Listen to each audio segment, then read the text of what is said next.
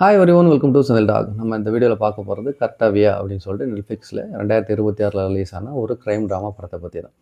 இந்த படத்தை வந்து புல்கேத் அப்படிங்கிறவர் தான் வந்து எழுதி இயக்கியிருக்கார். இந்த படத்தை ப்ரொடியூஸ் பண்ணது ஷாருக்கான ரெட் சில்லிஸ் என்டர்டைன்மெண்ட். இந்த படம் எப்படி இருந்தது அப்படின்னு சொல்லிட்டு இந்த வீடியோவில் பார்க்கலாம். நம்ம சேனலை இது வரைக்கும் சப்ஸ்கிரைப் பண்ணல அப்படின்னா சப்ஸ்கிரைப் பண்ணிங்க. இந்த வீடியோ பிடிச்சிருந்துச்சி அப்படின்னா லைக் பண்ணுங்கள், ஷேர் பண்ணுங்கள், சப்போர்ட் பண்ணுங்கள். இந்த படத்தினுடைய கதை என்ன அப்படின்னு சொல்லிட்டு பார்த்தோம்னா, இந்த படத்தினுடைய ஹீரோ பவன். சாய்ஃப் அலி கான் தான் அந்த கேரக்டர் பண்ணியிருக்கார். இவர் ஜாம்லி அப்படிங்கிற ஒரு ஊரில் வந்து எஸ்ஹெச்ஓவாக இருக்கார். படத்தினுடைய ஆரம்பத்திலே அந்த ஊருக்கு ஒரு சீனியர் ஜேர்னலிஸ்ட் வந்து வர்றாங்க. அவங்கள எஸ்கார்ட் பண்ணி பாதுகாப்பாக அழைச்சிட்டு வரதான் அவரோட டியூட்டியாக இருக்குது. அன்னைக்கு அவருடைய பிறந்த நாளும் கூட. கேக்கை வெட்டிட்டு அவங்கள போய் ட்ரெயின்லேருந்து அழைச்சிட்டு வந்து எஸ்கார்ட் பண்ணி கொண்டு வரும்போது திடீர்னு ஒரு ஷூட் அவுட்டில் அவங்க எதிர்பாராத விதமாக இறந்து போயிடுறாங்க. இப்போது இந்த விஷயம் இவர் தலைமையில் வந்து விழுது. சஸ்பென்ஷன் வரைக்கும் இவர் வந்து போகிறார். அதே சமயம் அதே நாளில் இவரோட தம்பியும் இவரோட வீட்டிலேருந்து வந்து திடீர்னு காணாமல் போயிடுறார். இப்படி ஒரே நாளில், அதுவும் அவருடைய பிறந்த நாள் அன்னைக்கு மிகப்பெரிய ஒரு இக்கட்டான சூழலில் இவர் வந்து மாட்டிக்கிறார். இதுக்கப்புறம் என்னாச்சு அப்படிங்கிறது தான் இந்த படத்தினுடைய மொத்த கதை. இந்த படத்தினுடைய மிகப்பெரிய பலம் அப்படின்னா, ஃபஸ்ட்டு இந்த படத்தினுடைய ஹீரோ சாய்ஃப் அலி கான் தான் சொல்லுவேன்.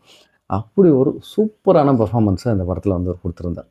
ரெண்டாவது இதனுடைய இயக்குனர். அவர் தான் வந்து இதுக்கு திரைக்கதை எழுதி டயலாக்கும் எழுதி இயக்கியும் இருக்கார். இந்த படத்தை இதனுடைய முதல் சீன்லேருந்து ஆரம்பித்து இதனுடைய எண்டிங் வரைக்கும் கிட்டத்தட்ட 108 நிமிஷம் வந்து இந்த படம் ஓடுது.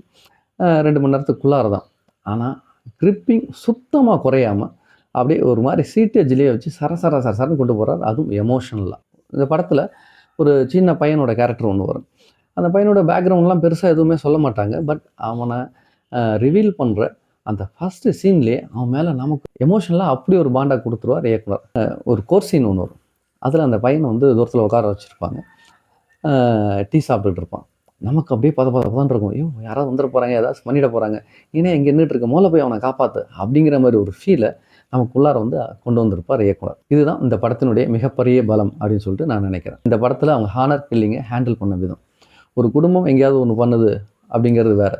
அதே சமயம் ஒரு பெரிய ஊரே மொத்தமாக அதை வந்து ஆதரிக்கிறது, அதற்கு வந்து சாதகமாக இருக்கும்போது எப்படி இருக்கும்? அது உண்மையிலேயே வந்து கொலை நடக்கிற மாதிரி தான் இருந்தது.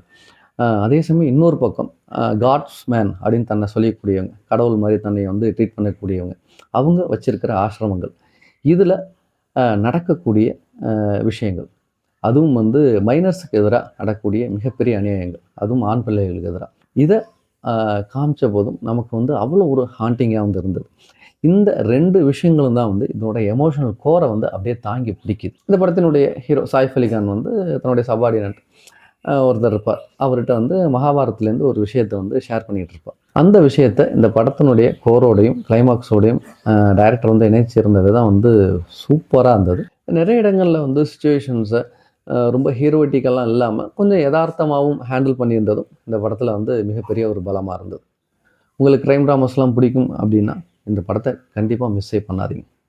இந்த படம் நெட்ஃப்ளிக்ஸில் தமிழ்லேயே வந்து அவைலபிளாக இருக்குது. மறுபடியும் இன்னொரு நல்ல வீடியோவில் பார்க்கலாம். டில் தென் பாய்.